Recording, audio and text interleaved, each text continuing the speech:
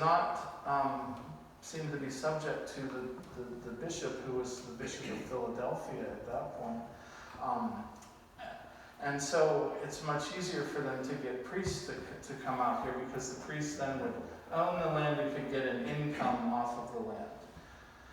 So this happens, unfortunately, very frequently. There's a change of hands of the parish about every 3 or 4 years from 1791 until 1846, when the monks arrived. This is a drawing, a pencil drawing of what the property looked like in 1831. We see the Sportsman's Hall house, and there's several little outbuildings. One is a little schoolhouse that the Sisters of Mercy will eventually occupy. But again, it is a relatively simple place.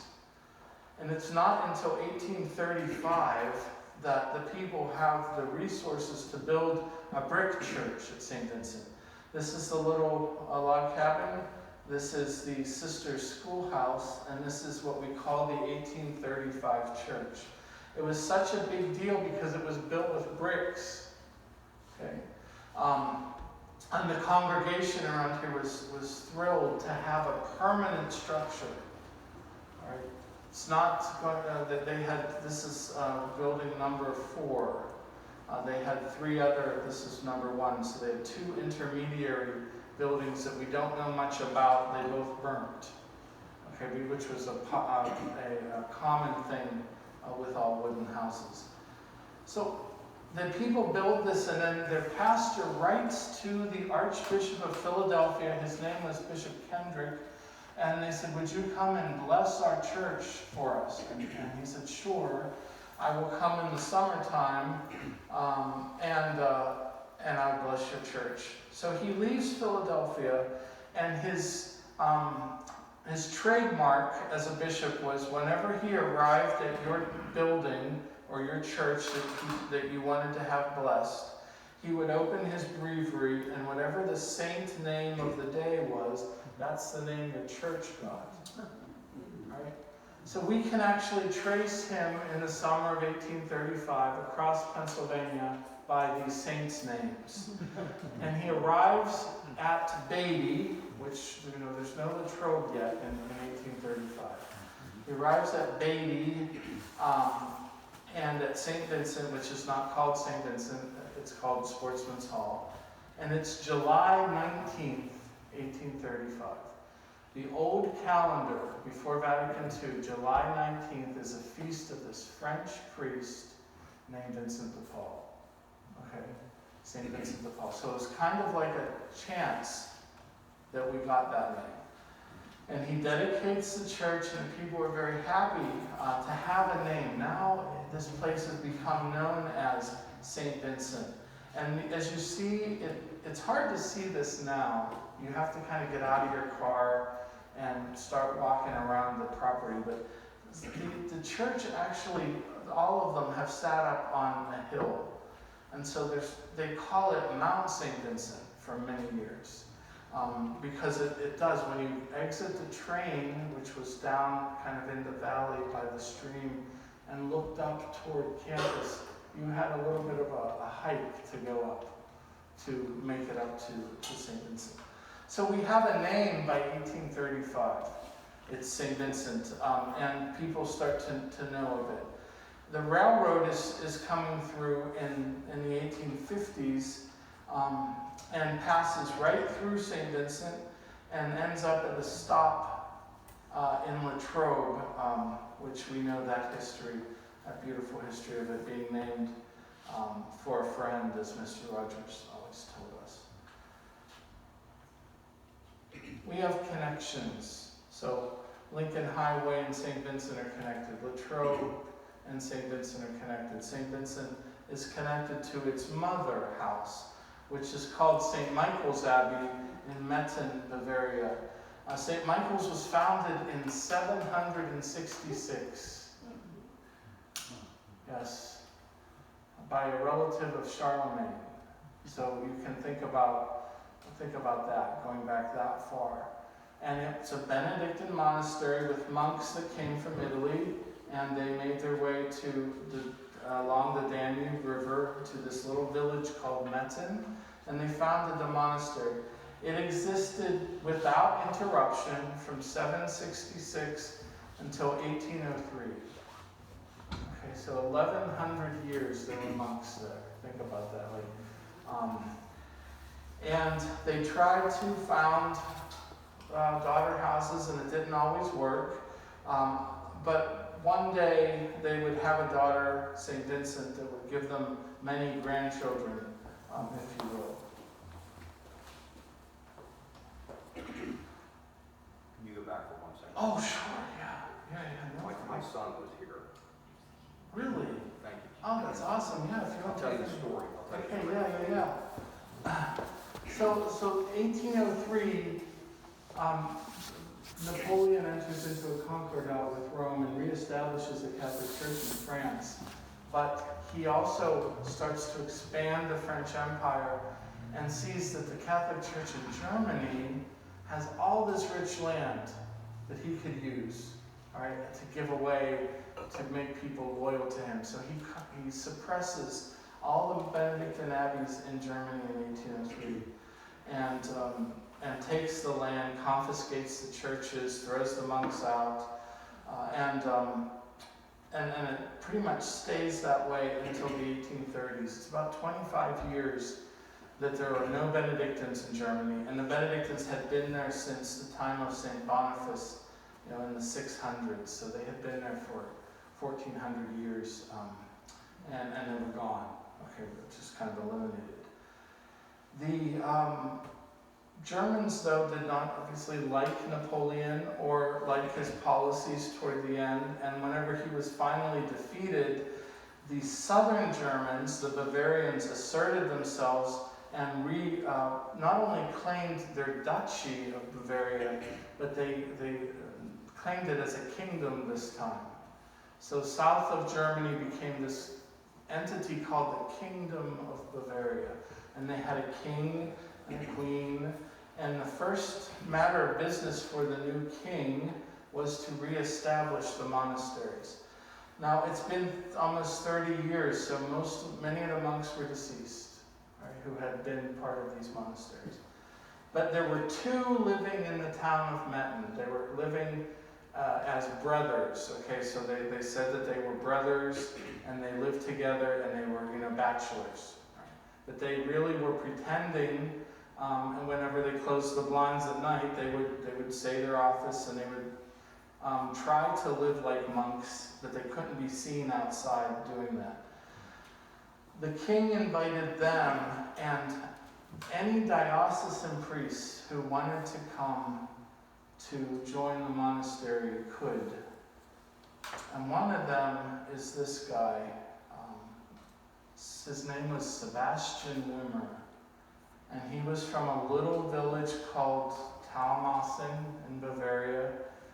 And it was very tiny. His parents owned a bar, and he grew up running into all sorts of characters.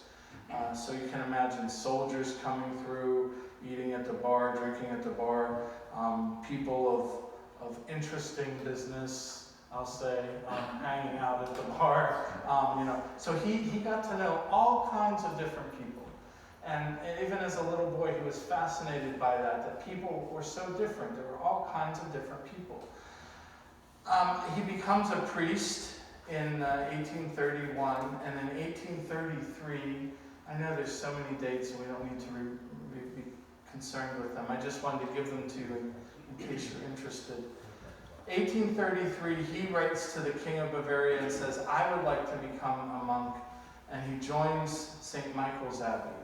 And they give him the name Boniface, after the ancient Boniface, St. Boniface, that had brought Christianity to the Germans in the 600s. And right away he takes up teaching at the school, doing work on the weekends to help with the local parishes.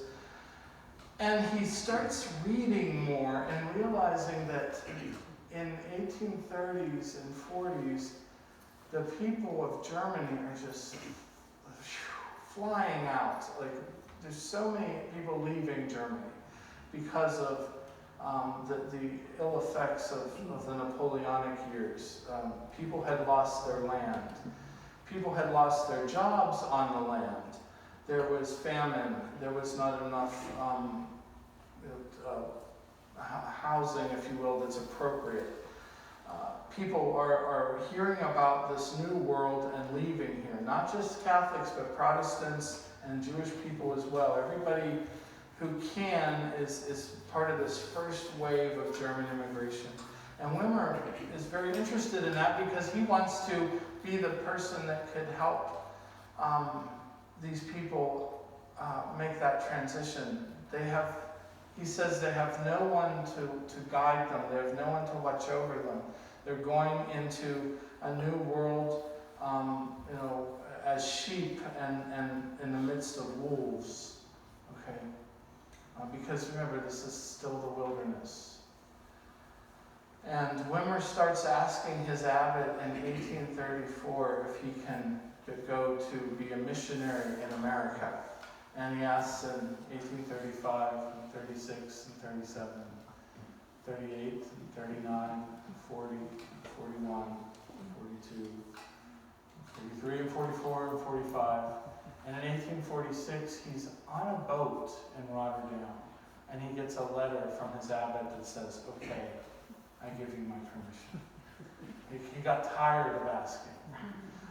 And so he and 18 college students make their way to New York with the help of this new king of Bavaria, Ludwig I. Okay. And King Ludwig is of the house of Wittelsbach. They're an ancient German noble house. There's a couple of interesting things about the Wittelsbachs. They still are around. They're not kings anymore. They're back to being dukes in Bavaria. They believe that they are the rightful inheritors of the throne of England. That they believe they are the kings of England because the whole wars of religion in England that separated and made Catholicism illegal. That they believe that the kings of England persist in their bloodline. It's kind of interesting. So Queen Elizabeth obviously would disagree with this. But they are related. They are related. He's a direct descendant of King James I of Scotland and England. So Wimmer writes to the king and says, can you help me with money? And the king says, I can give you money to get to America, but I don't have that much in the royal treasury yet. This is a later painting when things were better for the Wittelsbach. This is not the Mad King, by the way. That's Ludwig II. He's the one that built Neuschwanstein and Chiemsee, Nymphenburg. He bankrupted the German economy by building all these castles. This is his grandfather. Okay, so he's not the crazy Ludwig. And Ludwig gives him some chalices and some things that he can sell in New York, gives Wimmer this so that they can make their way. They do. They make their way to New York City, and it's really a slap in the face at first because when they exit the ship, it was a steamship called Iowa. It took them 6 weeks to come across the Atlantic. Wimmer says it was mostly rough seas, so people were on deck all the time vomiting. I mean, it was not a pleasant experience. They arrive in New York, and the priest that met them said, wait a couple weeks and go back to Germany. There's really nothing here for you. And the Americans are too independent to be monks or to, and they really don't want, your kind of involvement. We have things taken care of. And Wimmer's crestfallen. He goes, nonetheless, to meet the person that invited him to America, this Father Lemke, in a place called Carrolltown, Pennsylvania, if you've ever heard of that. He ends up in Carrolltown, but nothing's been prepared for him. It is September of 1846. Remember what's happening in 1846 in Europe, it's the Irish potato famine. Okay, so scores and hundreds and thousands of Irish are fleeing Ireland to come here during their first wave of immigration to get out of the famine, because the British, who are their overlords, are not bringing food, and people are dying. Hundreds a day are dying in Ireland from no food, because the potato got a disease and it would kill it, and they couldn't eat it. So Wimmer's facing that too. People are coming, more people are coming that need pastoral care to be taken care of. And all he has in Carrolltown at the time are 300 acres of wooded land. Nothing's been cleared. He can't plant anything. And he has nightmares. He wakes up, he says, and sweats. And all he sees is stumps. You know, like, this is going to be his life.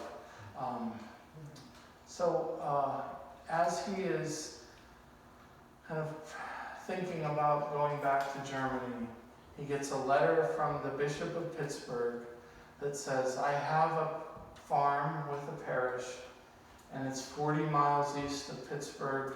It's in the wilderness. Nobody wants it. If you take it, it's yours.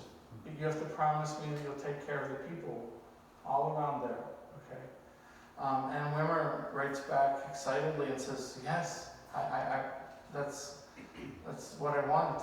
And so he arrives. It takes 3 days from Carrolltown by horse.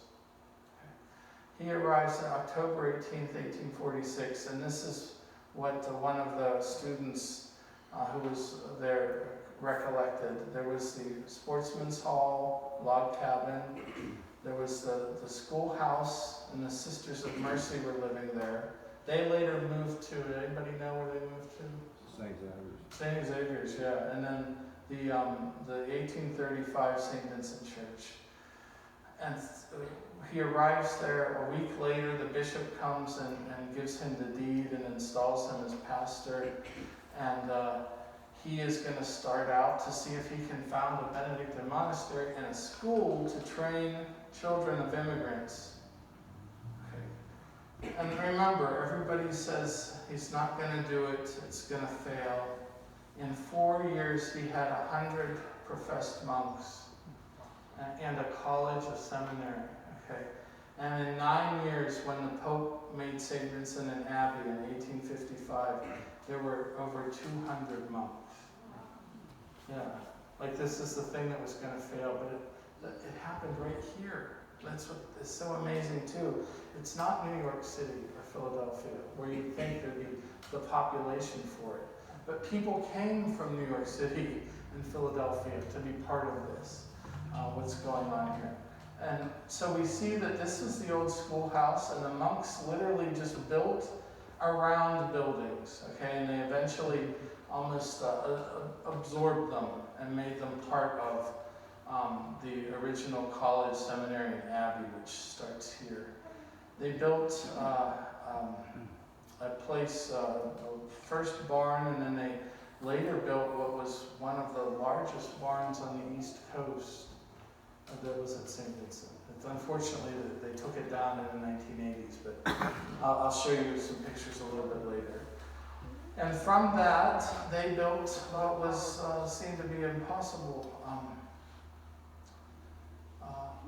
As the years go on, Wimmer receives students pretty much of every background to come and be educated at St. Vincent. And there wasn't a tuition then.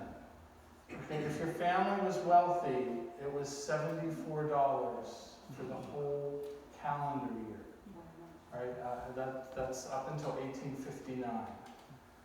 If your family was farm stock, which most of our students and monks were, you came and you worked on the farm, and you got an education from the monks. That was the agreement. The first students, that are sent to our college in November of 1846 are Irish, and Wimmer is German. And Wimmer had a great awakening then and said, oh, this mission is bigger than I thought. These kids don't have an education either, and they're getting pushed aside. And then Polish kids, and then Italian, and you name it, everybody's being sent to Father Wimmer, to be educated, because they know that he'll do it for free as long as the kids help out on his farm. And Wimmer therefore tells his earliest monks, we have to be able to speak to these people. They're not speaking German, they're speaking Irish and Czech and Slovak, Italian, all of the French, Dutch, all of these different languages, English, and we don't know them. So he made the monks, part of their duty was that they had to learn a second language, and we still hold on to that in our heart at Saint Vincent.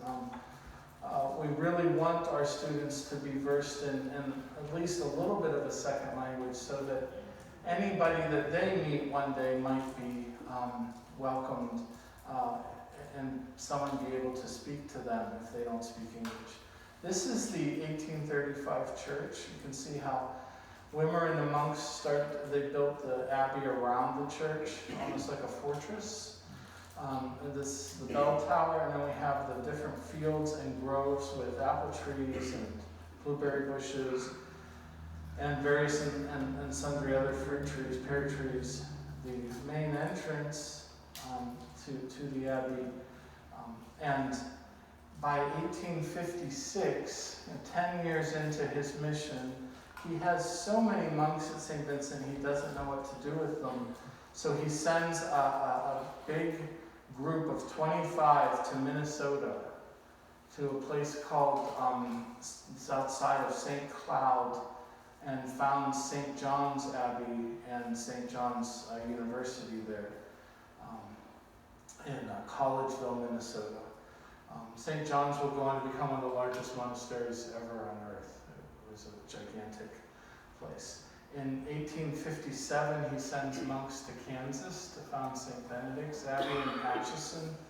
In 1858, monks go to Morristown, New Jersey, and Newark. 1859, there are monks being sent to North Carolina and South Carolina.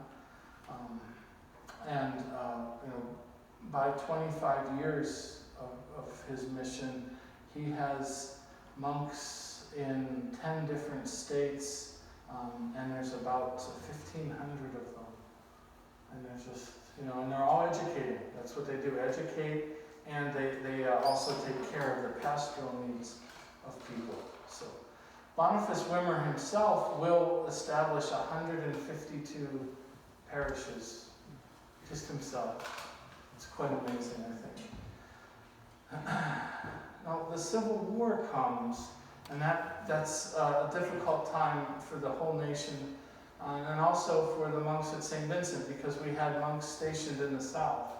And then with the secession in 1861, we lost contact with them. They could not come north, okay, and we could not go south. The monks in the north, many of them who were in parishes, were being conscripted into, drafted into the army. Then Wimmer was very worried because he didn't want his monks carrying guns and obviously killing people. That's not the vocation of a monk. So he writes to Abraham Lincoln and says, can you do something to help us? I can't have my monks killing people. And Lincoln ignores the first letter, and Wimmer was a very determined German person. He writes a second letter, and is very stern this time, and says, Mr. President, you need to act on this.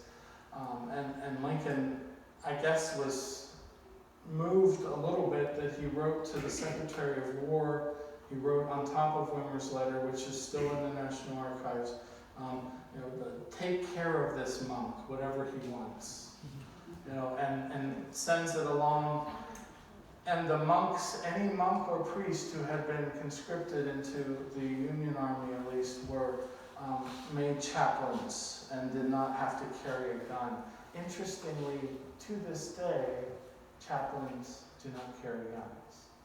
People are assigned to walk with them with guns. It's kind of a nifty thing. One of our monks was actually, he was trapped in the south, and when his parish was called up, they were in Tennessee and they were a volunteer corps, he went along with them to be their priest. It's controversial. This is the Confederate army, but he wrote that it was not for him a matter of slavery. He was working to make sure that his men were spiritually taken care of. His name was Emmerich Blimmel, and while giving last rites at the Battle of Jonesboro outside of Atlanta in 1864, a cannonball took off his head. And so he's the first chaplain to die in the service of the United States Army. Now, remember, they in the 19-teens, they went back and sanitized the Confederacy, and they said, okay, these people were U.S. soldiers as well. Okay, so Father Blimmel is there's several places named after him down there. He's one of our students just wrote a magnificent article about him. I've been to his grave a couple times. He was originally in the Confederate Cemetery in Atlanta, and they moved him to a more fitting place, they thought, with there was a priest burial ground, and there was no money to move him. So a family whose last name is Holiday moved him, and their son became that famous outlaw, Doc Holiday. So all these connections that we have are very interesting. Father Blimmel was a hero for Southern Catholics, and in fact, they will not let us bring his body back to Saint Vincent. So he's one of the few monks that died away from the abbey that we haven't been able to bring back. So it's a fascinating story. With the end of the Civil War, with the 1863 Emancipation Proclamation that frees all of the African enslaved peoples, many of these men were looking for a new life. Okay, they're looking to get away from even the sharecropper existence. They want nothing more to do with it. There's so much pain attached to it, having been enslaved and owned and whipped. And a number of these men make their way north and become ministers or priests in various denominations. Two of them that are associated with Saint Vincent in 1866 and 1867, Brother Aloysius and then Brother Innocent Carter, both made their way to Saint Vincent. They met with Boniface Wimmer, 1866 and 1867, and they said, we're Catholics, we were raised, Catholic, can we become monks? And he said, yes. So these are the first, African American clergy in the United States, and it's at Saint Vincent that stayed. Okay, there were others that were ordained and then they ended up not staying, but these two men stayed their whole lives and are buried at Saint Vincent. And from all accounts, there was not a thought given between these immigrants and these African men about race or issues like that. They lived together in harmony their whole lives. And that's something I think is so powerful to think back that far back, right after all that hurt of the Civil War and hurt of slavery, that there was healing in some respects. Saint Vincent in 1869 established a school for black children at a place called Skidaway Island in Georgia. Unfortunately, all the monks contracted malaria that went down there and died. But they did start this school. The school moved several times. One of it was the St. Emma School in Virginia, was a school for African American young men that was staffed by Saint Vincent, and then another school called James Berry Robinson Academy in Virginia was. So we were able to really assist in bringing that value of education that Wimmer first thought was only for Germans. Then he realized it was for everybody, and then his vision even grew that it's for all people. Okay. It's this great conversion of his idea of his original mission. This is Saint Vincent in 1869. So this is the, I always do it. This is the Abbot's Tower, we call. It survived the fire, and you can still see it on campus. This is the entrance to the seminary. It was an entrance in which the horses and buggies would go through. And then you see the different fruit trees, and then the parts of the 1835 church, and then the abbey, and the high school as well. So our high school was in operation until 1972. We had a high school as well as a college and a seminary. It's called Saint Vincent Prep. So sadly, Boniface Wimmer dies December 8th, 1887. And the New York Herald Voice says that he's the greatest American missionary of the 19th century. This man that was laughed at, he was, 4'10". He was a teeny guy, okay? He had this idea. He had no money, no resources, and he came to a place that, Mr. Rogers always talked about the love that is in this area, Latrobe, Ligonier. I think Wimmer experienced that too from the people, because it wasn't just Catholics that were part of Wimmer's mission. There were, when the Protestant denominations started to arrive in Latrobe, they would always stop at Father Wimmer's first before they went to their mission. They wanted to see who this guy was, and he welcomed them, and then they, welcomed him. It became this, this ideal, this Christian ideal, if you will, which I think very much still exists in this area. We have an odd thing that we take pictures of our abbots in death. So it's from the Victorian age. The Victorians love that, so we continue it. If you ever want, you could ask the archivist if you're interested in seeing any of the abbots in their caskets. It's December, and they have to wait for people to get here, so Wimmer's body is kept in a coffin in the barn for 9 days before everyone's arrived to have the funeral. We think about the little things of Boniface Wimmer. He wore a beard at a time when clergy were all clean-shaven. And he was a rebel, right? He really was a rebel. And he met the Pope, Pius IX. And Pius IX blessed him as abbot in Rome, gave him the church's blessing. And the whole time he's looking at his beard, because all the Roman clergy are clean-shaven. And he's looking, and Wimmer gets up to go, and he walks part of the way out of the papal audience chamber, and Pius IX stands and says, "Long live Abbot Wimmer and his magnificent beard."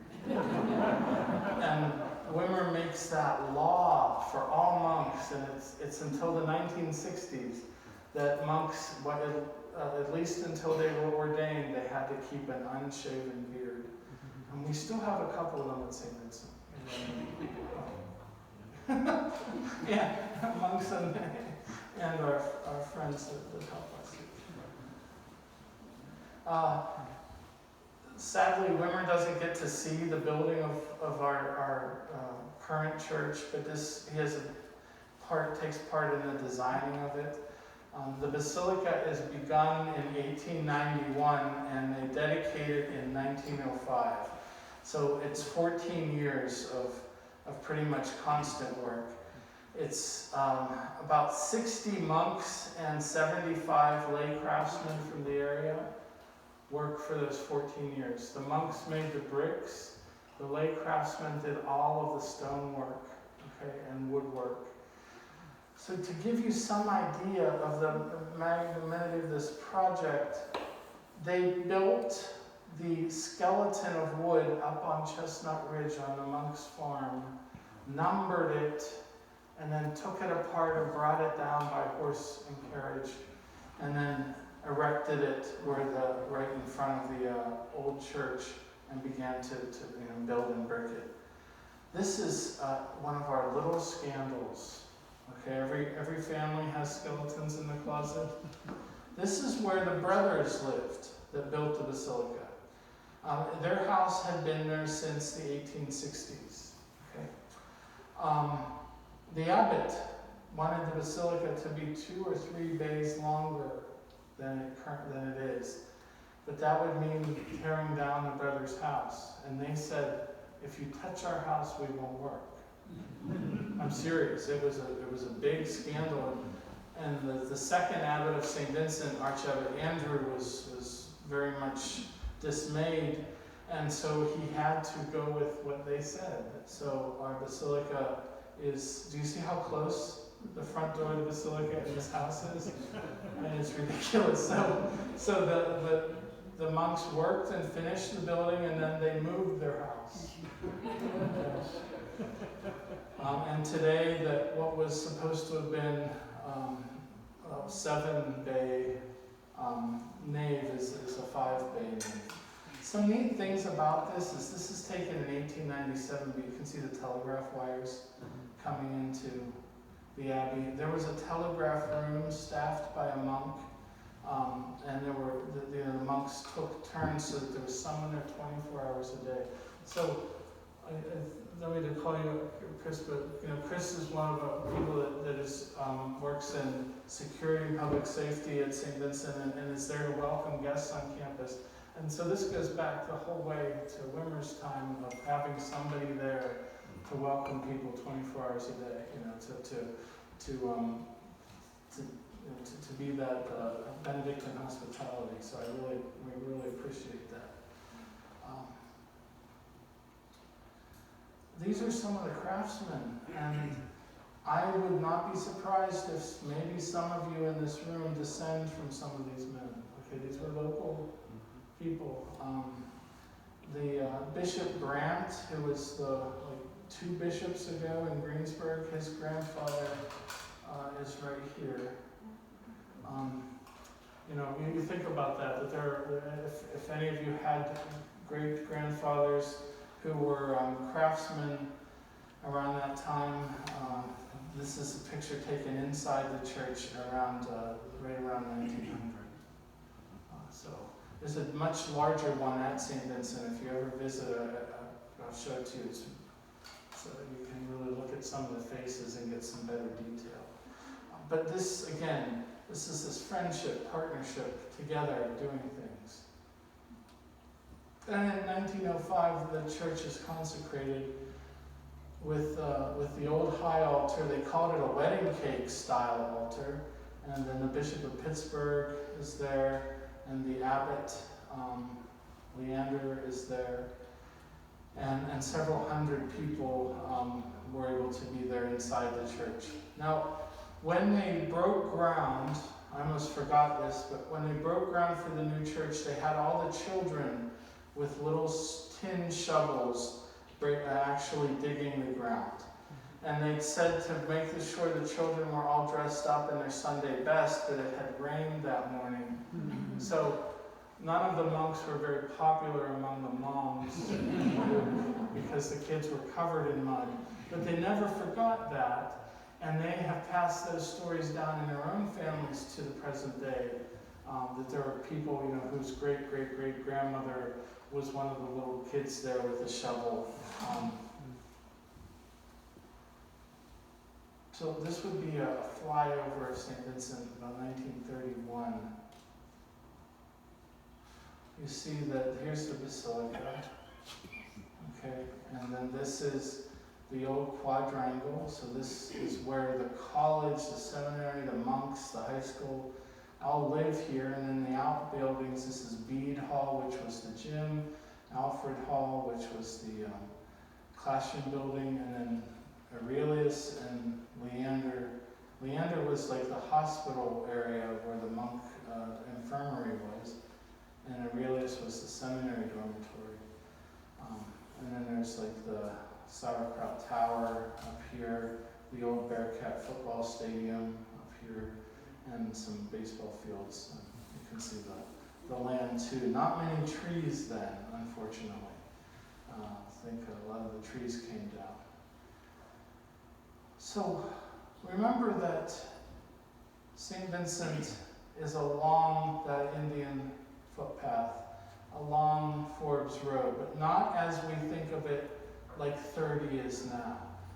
Where 30 is now, 981, those are not in the local people's psyche 120 years ago. People are taking the Lincoln Highway, or what's become the Lincoln Highway in 1913, and the stop that they get off at Saint Vincent is right on the Lincoln Highway, and it's called Beatty, Pennsylvania. Okay? And from Beatty, then you take this winding road, and you end up at Saint Vincent.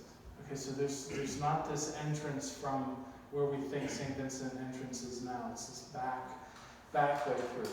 So this is an artist's painting of a section of the Pennsylvania Lincoln Highway. And the Lincoln Highway was the desire, okay, of a nation that's coming into an era of prosperity and soon an era of war, to be connected from one coast to another. The 1830s and 40s and 50s brought us Manifest Destiny, where the Americans believed that they were fully called to inhabit the whole of the continent from coast to coast. And then and that is realized with this national highway in 1913, which is going to come right past St. Vincent. So not past the Basilica, but past Beatty, where Beatty Crossroads is now on Route 30. And here is that original Lincoln Highway, okay, that goes, pardon? Oh, sorry. That goes the whole way across the United States. So it's a people's road that united a nation and connected neighbors locally and throughout the United States. So with things like the Homestead strike and workers' rights and the strike at the Ford plant, workers are being forced to acknowledge that the work that their workers are doing is not only integral to their success, but that people cannot work 24 hours a day. Right? So historically we call this the entrance into the age of leisure, because for the common person, like my ancestors who were farmers and steel workers, there were no weekends. There was no such thing as that. There was no such thing as vacation, okay, in the 20s and 30s.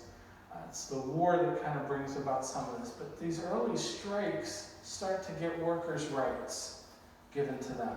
And things like 5-day work week or 40-hour work week come into play, which hadn't existed before. So what do people do with this newfound time?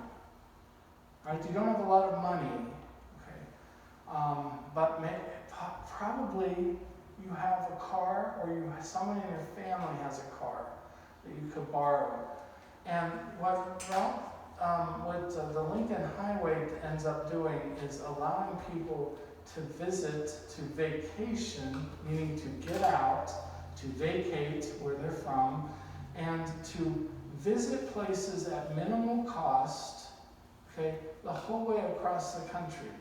And all of these little things pop up, like the world's largest ball of yarn and a teapot and all of these things. And Saint Vincent as well gets into that and builds a lake as a recreation place for people who are driving.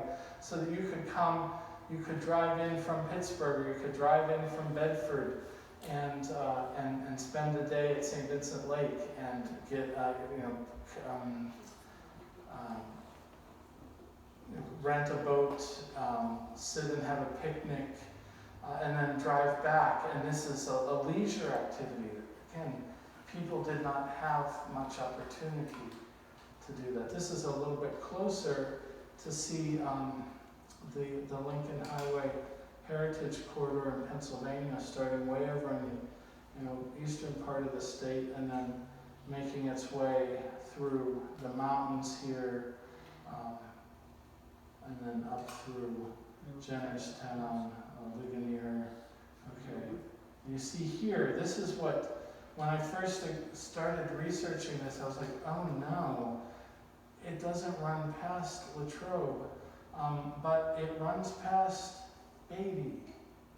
And that's where St. Vincent was from. That was St. Vincent's town. So eventually, Latrobe's kind of offset against the ridge here, but the people who were coming on the Lincoln Highway did stop at Beatty to get off at St. Vincent Lake. And they did stop to get off at Latrobe, too. Remember the hotel that was right here, the Mission Motor Inn. It wasn't built for people in Latrobe to stay in. It was built for people along the Lincoln Highway to stop and stay overnight. One of those couples was my parents. They got married in the morning in Butler, and they wanted to drive the Lincoln Highway for their honeymoon. They didn't have much money. This was in the early 70s, so they drove down and they made it to Latrobe, and they stayed at the Mission Motor Inn, and then they went down to Bedford and saw all these nifty little things 50-some years ago. I took this off of Google Earth because I just wanted to show you a close-up. Now this is Saint Vincent, and this is Route 30. Okay. And this is the Lincoln Highway that goes out through like Youngstown and then connects back up. Right? This here is right around, or in here is right around where the Beatty Road is. I guess it's right here, and it comes back around St. Vincent. So you see that we were right next to one another. There was a direct exit off of the Lincoln Highway, starting in 1913, and has been so since, except the new Route 30 that made its way right past two things that helped the Lincoln Highway helped popularize, and that these two things helped to popularize the Lincoln Highway was this early interest in flight that happened at the Arnold Palmer Airport and Saint Vincent, this monastery that brewed beer until 1926, even up through Prohibition, that ground their own flour, that made a whole bunch of different tinware and tools, at which you could come spend a day at their lake and then look at their shops. The monks all had like shops. They made dustpans and brooms and overalls and things that you could buy that the monks wore.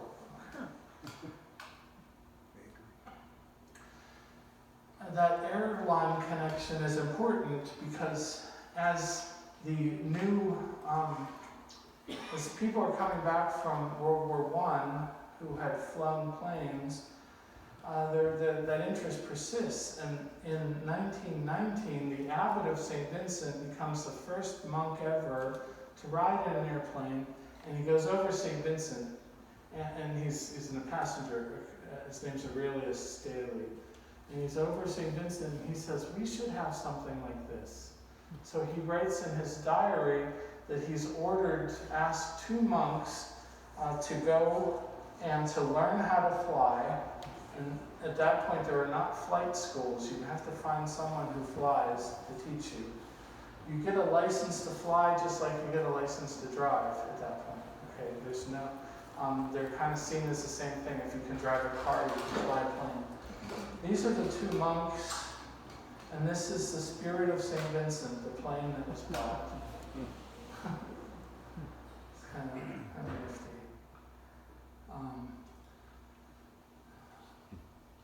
The 1930s brings more trouble in Europe, and a group of Benedictine nuns leaves Bavaria and comes to Saint Vincent in 1931, and they will be the cooks, the chefs at Saint Vincent for 56 years, from 1931 till 1987, when they leave and they found St. Emma's in Greensburg. But these women were, some of them 17, 18-year-old nuns, and they left forever in Germany to come here. One of the reasons that they did is their abbess was concerned that the changes in government with the rise of National Socialism in Germany, which is the Nazi party, would possibly come and remove them from their monasteries. And so one of the ideas was that she would send monks to England and to the U.S., nuns, to England and to the U.S. to found houses in case the rest of the nuns would have to flee. Thankfully they didn't have to, but we now have nuns here at St. Emma. These are the nuns at their height at St. Vincent in the 1940s. They lived separately from the students and the monks. They started their day at 3:30 a.m. with baking bread, and really ended their day about 7:30 p.m. After all the dishes were done. And these women, many of these women who came in 1931 were able to stay there their whole lives, and some are buried at St. Vincent. So imagine that. I always, when I think I'm having a rough day or something, I think of the sacrifice that these women gave. Well, I knew one in particular that for 56 years, every day she baked bread. There were no vacations, no leaving campus. That was her, and she did it joyfully, and she was happy still in her 80s. And I thought, wow, that's dedication. I don't know that I could do that. So Lincoln Highway kind of edges us or pushes us to have something for people to stop at. And beginning in 1919, the Saint Vincent College Alumni Association raises money to build a lake in a place that was called the Bottoms. Right?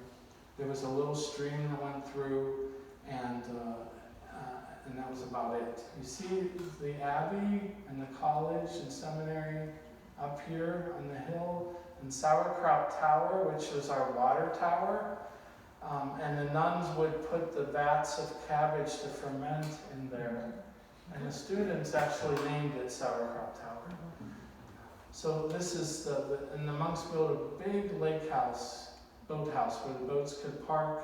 And then inside here was a place for indoor picnics or events.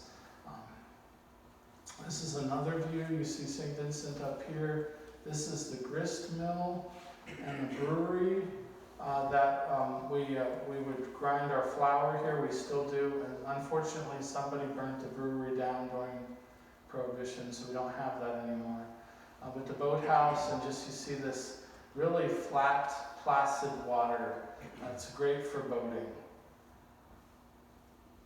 Here are some people on St. Vincent Lake. We have a cleric here. I'm not sure what denomination, but is here and taking some friends of his out for a boat ride, it looks like. That would have been very popular to see 20 or 30 boats on a weekend on a lake. And since the lake itself is its maximum depth, I think it's 12 feet, and there weren't really many, if any water emergencies, though there were people that had to be urgently, pulled from the lake because they couldn't swim.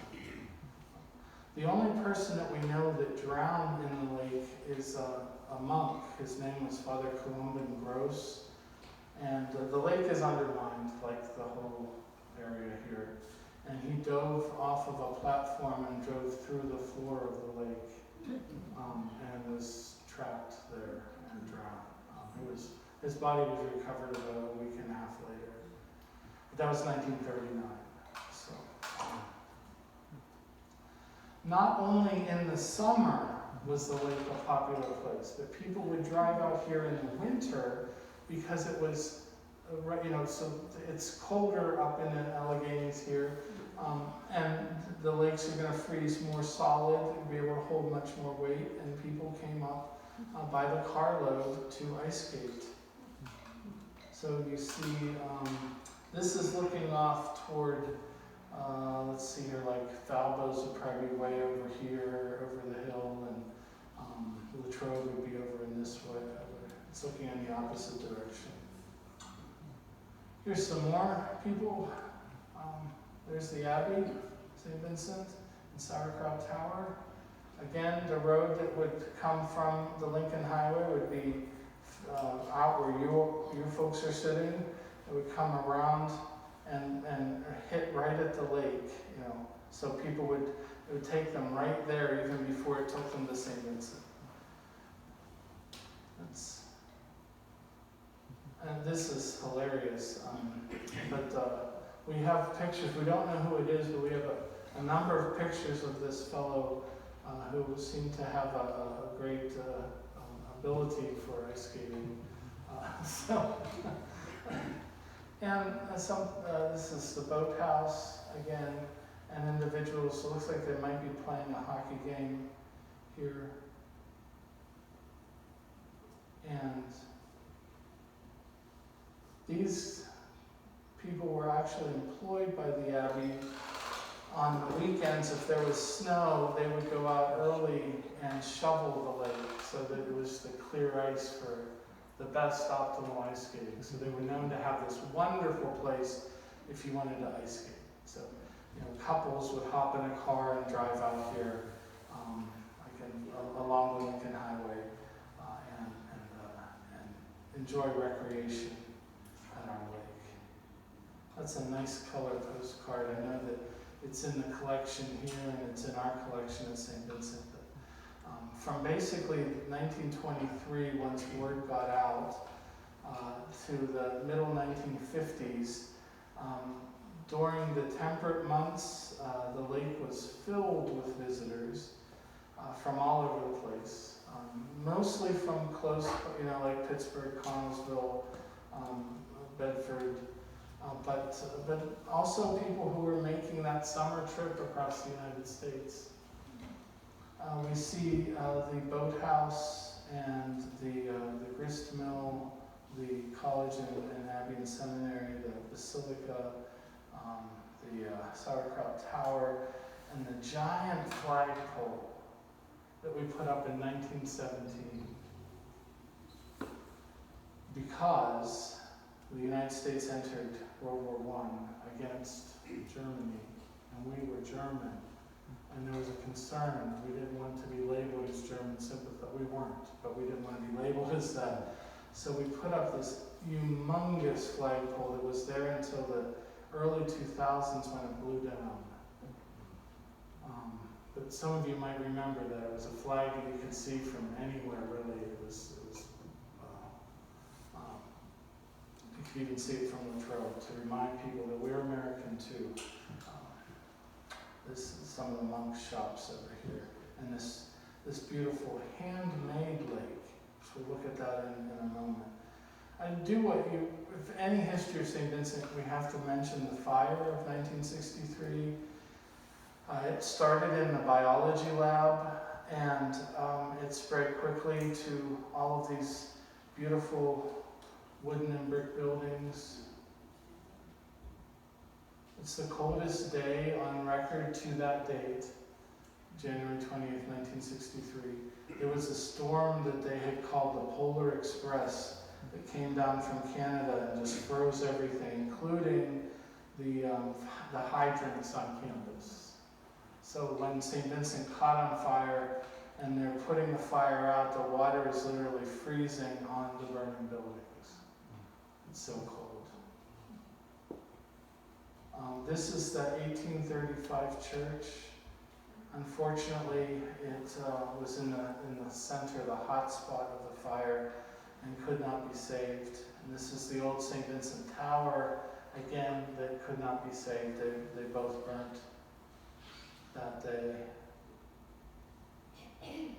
This is a flyover of Saint Vincent after the fire. So all of this is gone. The 1835 church, the whole center section of what was Benedictine is all burnt through. This area, which was called Mara's Hall, the water had all run down into its foundation and froze that night and destroyed the foundation. It couldn't be saved, so that had to come down. So basically it's somewhere about 2/3, so all of this had to be removed, demolished. And since then we've been building little pieces by pieces coming up. But it's the monks always talk about the people of Latrobe saved them because they literally had the shirts on their backs. The entire monastery burnt. They didn't have furniture. They didn't have linens for the bed to sleep in. They prayed their next office, so we call our prayers office, so they prayed the midday one in the barn, because they didn't know if the basilica was going to make it. And several brave Latrobe firefighters saved the basilica and saved these buildings, which we still use today. But there's a great, whenever you ask an older monk about their experience of the fire, they always get a smile, and like the people, they brought food, they brought us Coke, like bottles of Coke, because we didn't have bottled water then. Just brought whatever they had from their pantries out, so that the monks had food, and they were able to survive this. And they did, and it was because of our neighbors. Lastly, this is the lake today. This is where the dock and the boathouse was. They were vandalized. An arsonist burnt part of it in the late 50s, and then people were just like spray painting all over it, and it was torn down. You can see the lake has a hand-laid stone shore and bottom to it. Okay, so that when the people were building it, they actually hand-laid all the stones. Here's the lake, and these are the various settling ponds for the work that Saint Vincent is doing to clear up the mine water drainage problem. Saint Vincent, unfortunately, sits at the lowest point of the Pittsburgh-Connellsville syncline. So all of the cold water from that part of western Pennsylvania comes up at Saint Vincent. We did not ask for that, but we have donated already 100 acres to have these settling ponds. So the water comes out really dirty, and it goes pond to pond to pond to pond to pond, and then is released back into the stream as clear water. So it takes a long time, but there's no chemicals used. So that way it's trying to clean up that mess. When we asked the Pennsylvania Department of Environment how long the water will come up like that, the guy said 2 days after Jesus' return. It's going to be coming up for forever. So, but I like to think of the Lincoln Highway and St. Vincent as neighbors really through centuries, because as the Lincoln Highway has developed from a footpath to a marching path to a beautiful scenic highway to the major highway, or Route 30 Lincoln Highway, St. Vincent, they've done this hand in hand.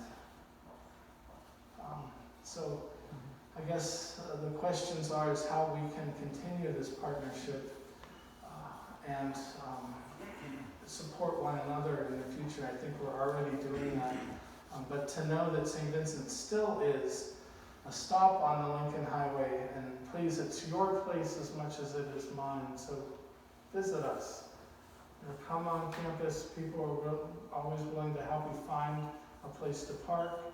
Walk around, look at the Basilica, use our walking trail. We have a beautiful several-mile trail to walk on. It's safe, there's no dark spots, it's all nice and laid out. Just thank you all, and especially everybody here who helped. Thanks a lot.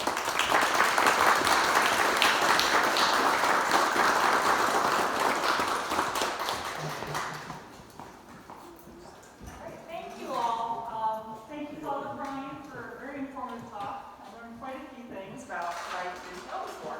Does anyone have any questions at all for Father Brian? Yes. Was the high school a boarding school? Yes, it was a boarding school. Unfortunately, it burnt in the fire. But yes, we had, I think there were about 250 students. So for most of its history. Yes. Well, St. X was right, it's been many years since I've been here, but St. X was across the road from Wilmington, is that correct? Right. And Yes. what was the relationship that they had with St. Vincent's, and how long were they there? Excuse me, I don't know. Oh, that's a great question. So the nuns came, the Mercy Sisters came in 1842 to where St. Vincent is now, and opened up their school. And then when the monks came, the Bishop of Pittsburgh gave the nuns what is now St. X's, and they moved their school across. So our high school and their high school had events together for 100 years, like dances, plays, things of that nature. I don't think there was much sports then between the two. But then St. X's burnt in the 70s. St. Xavier's, yeah. And you can still visit there. There's a big cemetery for the nuns, and there's it's almost eerie. There's all these sidewalks, but no buildings, because of their fire. But St. Vincent and St. X's did not burn on the same day, contrary to our students seem to think that there were secret tunnels going, and that's not true. Anyone else? Were they co-educational? Sorry, can you repeat that? When did St. Vincent become co-ed? 1983. Yeah. What? Well, we were looking. Graduate from there. We had to close our high school, and we wanted to put all of our effort into our college and seminary. Alumni kept asking the monks, they had gone there, their grandpa had gone there, their dad had gone there, and now they have daughters. I want my daughters to go there, and that's where it all started, this conversation. And the monks voted unanimously to admit women, and it's been amazing ever since, because our population has grown. There are actually more women at St. Vincent than there are men currently students. It's like 60-40. Do they still do book binding? We have individual monks who do that. We don't actually have our press anymore, but there's 2 monks that actually hand sew and bind books. Yeah. How many monks are in residence? How many months in residence? Resident, there are 110, and there's 177 of us all together. So we still have Brazil that we occupy. We have a monastery there, Taiwan. We have a military high school in Savannah, Georgia that we staff. Yes? Two questions. One is, was where the airport is standing now, was that originally part of St. Vincent's acre? And the other one is, do they still, I remember as a child that they used to sell baked goods at St. Vincent's. Do they still do that? Great questions. The airfield was not part of our original property, though because we offered an aviation major in the 1920s and 30s. We used their airfield. We had our own plane, but so we had this close contact. They would also land where our current St. Benedict Hall is.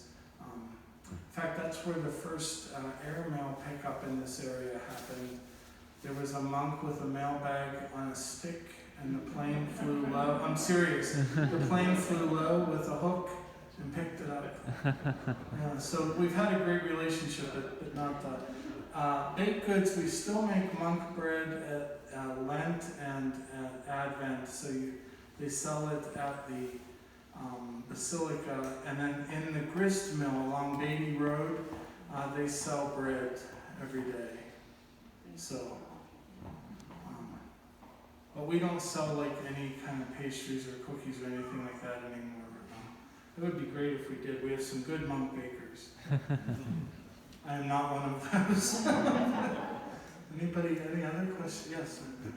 The cemetery up there, is that just for the Saint Vincent, or is that a public cemetery? So it was just for Saint Vincent. We closed it in 1990, and then we opened it back up as a public cemetery. So I mean, it's for the public, but it's owned by Saint Vincent. It's not, So especially now that we have, I don't know if you know, we have a gigantic indoor mausoleum there that is, I think it can hold 4,000 or 5,000 burials. It's amazingly large and very well built. I've never been in one that was so clean and just very, very. So. I have one more question, if you don't mind, and I apologize. Oh no. Is the library open to the public? So anybody can go in the library.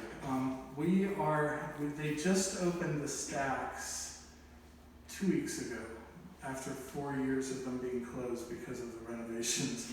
I believe that there's not a problem with looking for through the stacks. I don't know that we're at a point where we are issuing guest library cards, but you could certainly use the books in the library.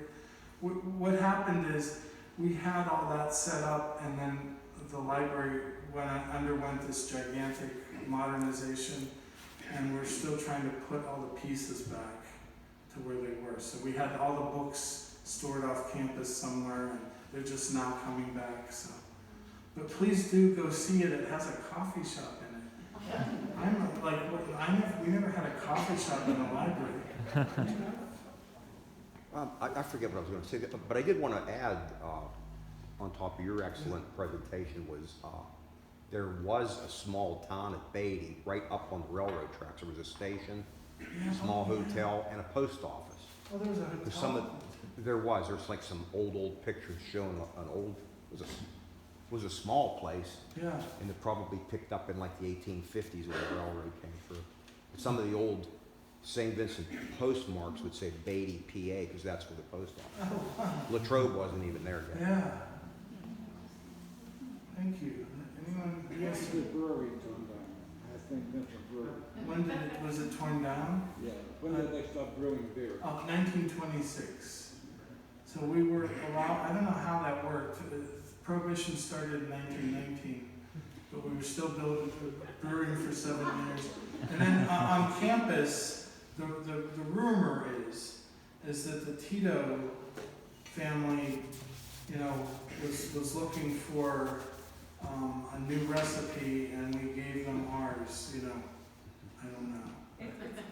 I've heard that they made exceptions for religious reasons. Oh, okay. Prohibition. So that was more like wine rather than beer. So who Yeah, knows? I guess we did make one, and from the old monks say it was really bad. Our beer was really good. Yes. Would you like to tell them the association of the president of Saint Vincent and what brewery he's connected to? Yeah, Father Paul Taylor, who is currently the 12th president of Saint Vincent College. He's a Benedictine monk. His mother is a Straub, and they're from St. Mary's, PA. So if you've ever seen Straub beer, that's Father Paul's family. Yes. And if you go up there, you can drink for free in the brewery. Yes. Oh yeah, you can. So you're saying beer theoretically, you take the recipe of the Saint Vincent beer, give it to the Straub family, and then have Saint Vincent beer. We could. I mean, there's a number of monks Lord, they do have and most of They our have groundhog students. beer they make up, or they should be able to pull that off. Just saying, I want to put a bug in this beer. Oh, Father Paul would like to see a microbrewery.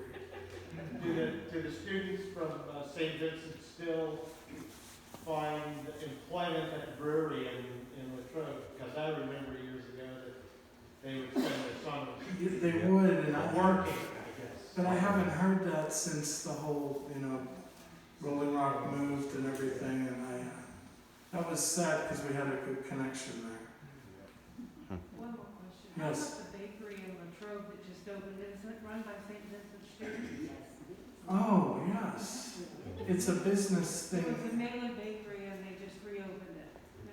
Yeah, the St. Vincent is looking for practical ways in which to engage with Latrobe because, many of you might know, it sometimes seems like we're two islands, and we want to really start to integrate more with Latrobe and have more things that we can invite people to, and then we can also start to have our students and monks get involved in the local community because we're all in this together and just.